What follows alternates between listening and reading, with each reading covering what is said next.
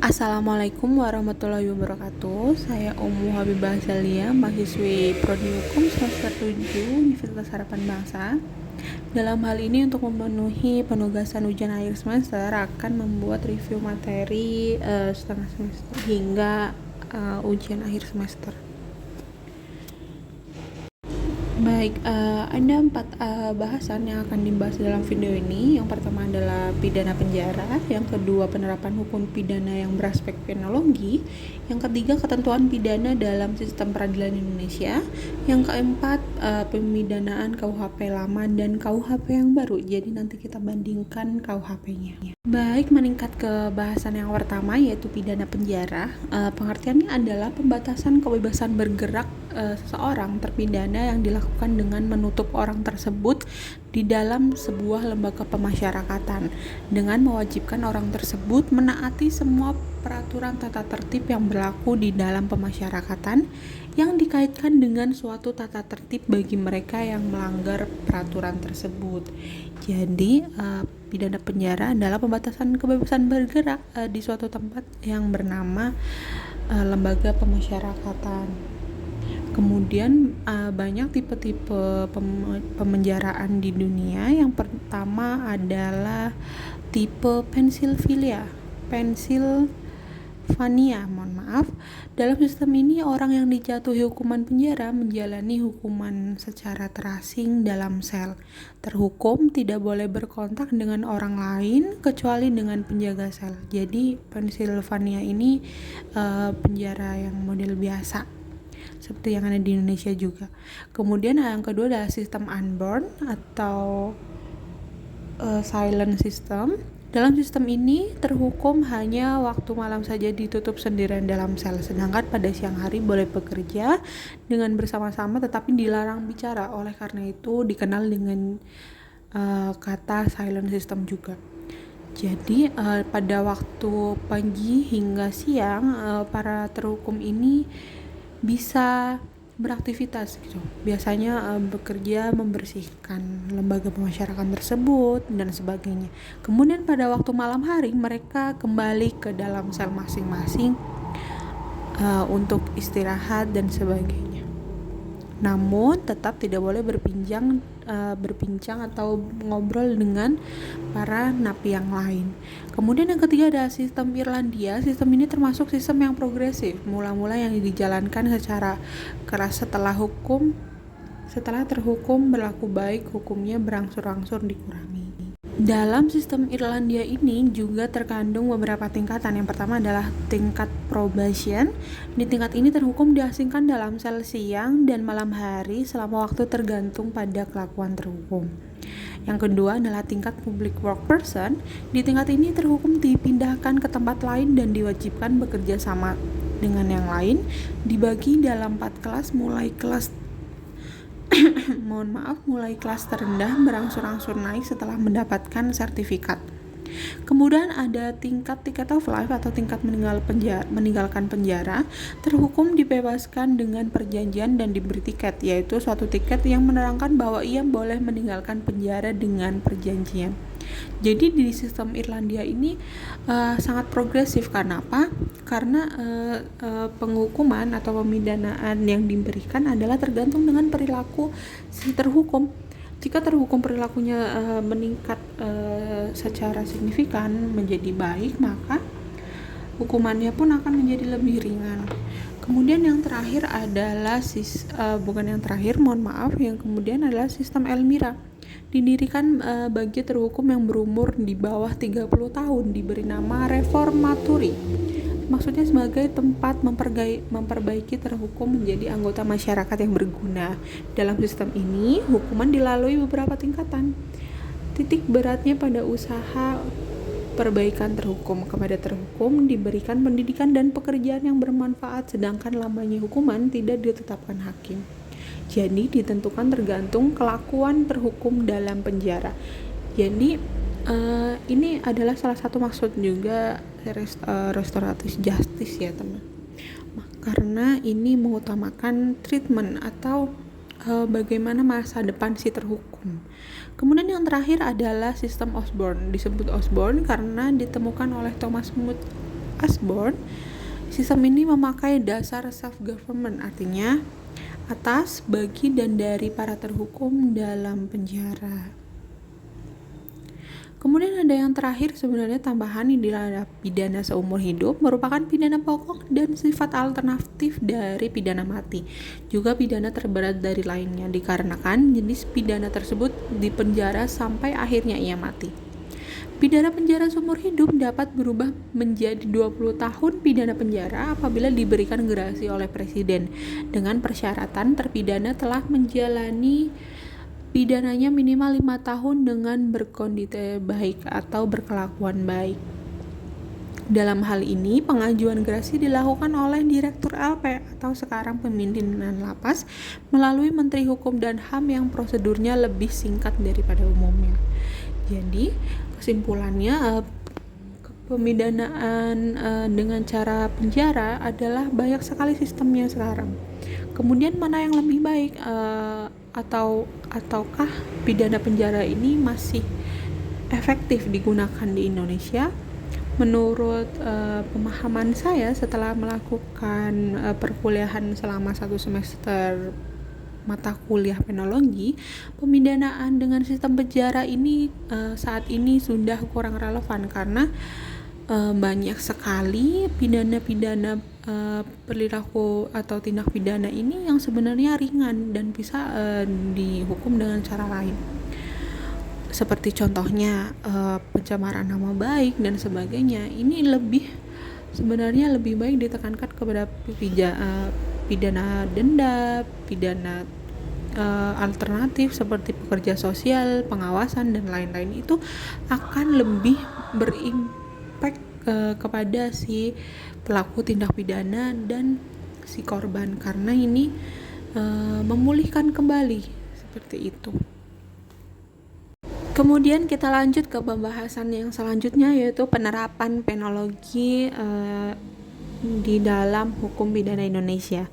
Tujuan pemidanaan atau penghukuman di sini dimaksudkan bukan hanya sekedar pemberian penderitaan dan efek jera kepada pelaku tindak pidana agar menjadi takut atau merasa menderita akibat suatu pembalasan dendam terhadap konsekuensi perbuatannya, melainkan penderitaan yang diberikan itu harus dilihat secara luas. Artinya penderitaan itu merupakan obat penyembuh bagi pelaku kejahatan agar dapat merenungkan segala kesalahannya dengan penuh keyakinan untuk tidak mengulangi perbuatannya. Untuk tidak mengulangi perbuatannya lagi di masa depan. Ketentuan lain yang menunjukkan bahwa pemidanaan kepada pelaku bertujuan untuk mencapai perbaikan kepada pelaku sebagai tujuan pemidanaan, bahwa jika suatu tindak pidana diancam dengan pidana pokok secara alternatif, maka penjatuhan pidana pokok yang lebih ringan harus lebih dulu diutamakan apabila itu dipandang telah sesuai dan dapat menunjang tercapainya tujuan pemidanaan itu tadi. Hukuman pada masa penangkapan dan penahanan yang dalam penjelasannya dinyatakan bahwa pengurangan masa pidana bertujuan untuk menimbulkan pengaruh psikologis yang baik terhadap terpidana dalam menjalani pembinaan selanjutnya. Kemudian dalam penerapan sistem peradilan pidana juga ada yang dinamakan dengan asas due process of law.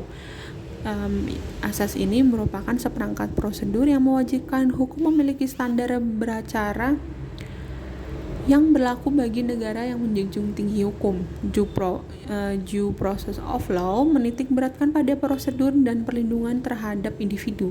Setiap proses dalam due process menguji dua hal, yaitu yang pertama adalah apakah penuntut telah menghilangkan hak-hak yang dimiliki tersangka dengan prosedur yang tidak diatur dalam perundang-undangan. Yang kedua, jika sudah sesuai dengan prosedur, apakah penerapan prosedur sudah sesuai dengan due process. Kemudian pengaturan dan penerapan due process of law dalam penegakan hukum acara pidana di Indonesia dapat ditemukan dalam KUHAP. Karena due process of law merupakan penerapan dari KUHAP itu sendiri. Bukan hanya di dalam KUHAP saja menginginkan terciptanya proses ini secara peradilan yang adil, namun juga ditunjang pada undang-undang yang untuk menciptakan proses peradilan yang adil.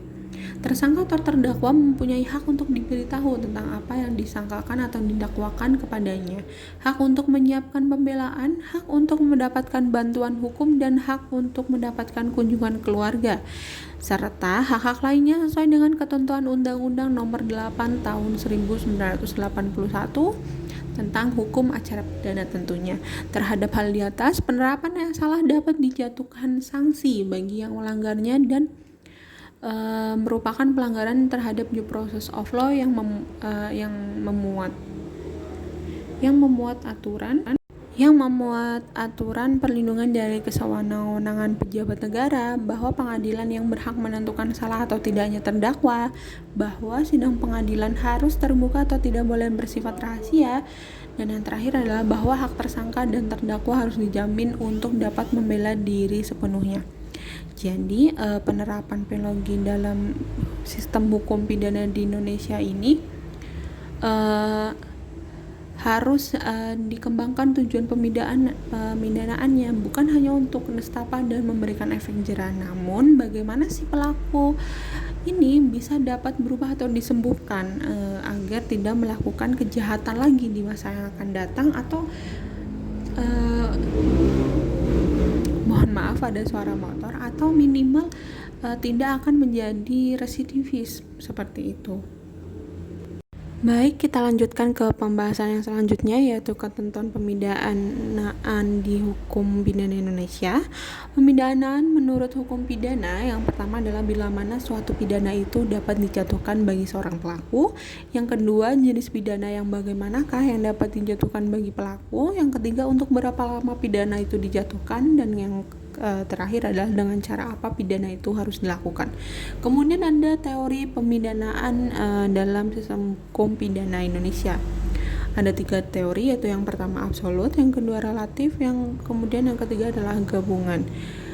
Teori pemidanaan yang absolut atau retributif pembalasan, atau bisa disebut juga dengan lex talionis. Hukuman dalam teori ini, hukuman adalah sesuatu yang harus ada sebagai konsekuensi dilakukannya sebuah kejahatan. Orang yang salah harus dihukum. Ini menurut Eichen, Hegel, dan Leopold. Jadi dalam teori absolut ini, yang utama adalah penghukumannya. Bagaimana para pelaku kejahatan ini memang harus dihukum. Dan tujuannya adalah penghukuman yang hakiki, yaitu memberikan penderitaan atau nestapa. Kemudian ada yang kedua, yaitu teori relatif atau tujuan utilitarian. Dalam teori ini menjatuhkan hukuman untuk tujuan tertentu, bukan hanya sekedar sebagai pembalasan. Hukuman pada umumnya bersifat menakutkan. Dalam teori ini, hukuman bersifat memperbaiki atau merehabilitasi orang yang sakit moralnya harus diobati. Sakit moral dalam hal ini, dia sudah melakukan sebuah kejahatan. Kemudian tekanan pada treatment atau pembinaan, rehabilitasi, individualisasi pemidanaan, dan anti-punishment atau model medis. Jadi pemidanaan dalam teori ini adalah yang penting adalah menyembuhkan si pelaku kejahatan agar tidak melakukan kejahatan lagi dengan cara merehabilitasi. Misalnya contoh dalam pemidanaan undang-undang narkotika itu sudah tercantumkan ada hukuman rehabilitasi. Namun di beberapa regulasi yang lain ini memang kurang bisa diterapkan karena beberapa kejahatan khususnya extraordinary crime ini tidak hanya memerlukan bahwa si pelaku kejahatan ini harus disembuhkan, melainkan harus diberi efek jera, yaitu nestapa tadi dari teori absolut. Kemudian yang terakhir adalah teori gabungan. Berdasarkan hukuman pada teori ini, tujuannya adalah multifungsi atau retributif dan juga pembalasan atau relatif. Berdasarkan teori ini, teori gabungan, maka pidana ditujukan untuk yang pertama adalah pembalasan, membuat pelaku menderita. Yang kedua, upaya prevensi, yaitu mencegah terjadinya tindak pidana. Yang ketiga adalah merehabilitasi pelaku, dan yang keempat adalah melindungi masyarakat. Misalnya misalnya ya ini contoh dalam undang-undang tindak pidana korupsi, hukumannya adalah yang pertama dimiskinkan, kemudian setelah itu sebagai pekerja sosial. Nah, dimiskinkan ini sebagai yang tujuan adalah pembalasan. Setelah korupsi, dia menikmati kekayaan dari uang negara, kemudian dia dimiskinkan sebagai balasannya. Kemudian retributifnya sebagai apa? Yang merehabilitasi perilaku si korupsi ini, yaitu menjadikannya sebagai pekerja sosial atau minimal hak-hak dia untuk dipilih atau mencalonkan diri kembali sebagai penguasa itu dicabut. Kemudian kita lanjut ke pembahasan yang terakhir adalah perbandingan KUHP lama dengan KUHP yang baru. Kita mulai dari KUHP yang baru dahulu. KUHP yang baru, tujuan pemidanaannya adalah pencegahan atau rehabilitasi, penyelesaian konflik, pemulihan keseimbangan, dan penciptaan rasa aman dan damai. Kemudian menumbuhkan penyelesaian dari terpidana atau memberikan efek jera juga.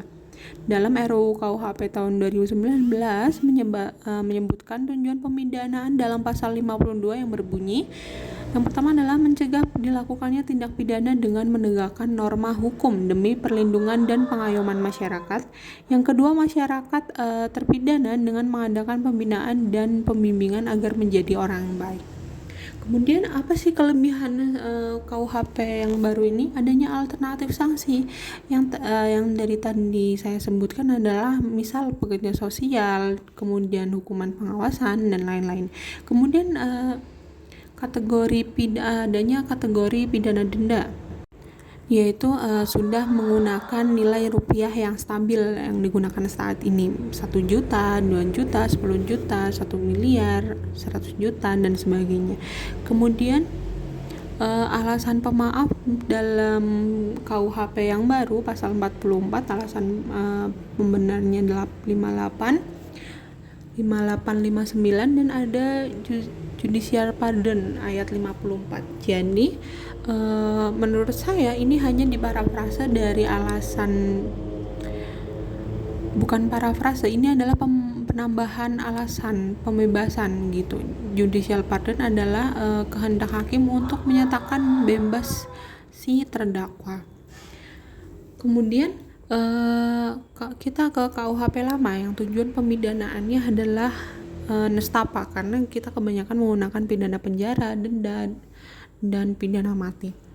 Jadi tujuan pemidanaan yang progresif yaitu yang merehabilitasi atau memulihkan keseimbangan dan penciptaan rasa aman dan damai. Nah, ini dalam KUHP yang lama tidak ada. Kemudian KUHP lama kekurangannya sudah usang.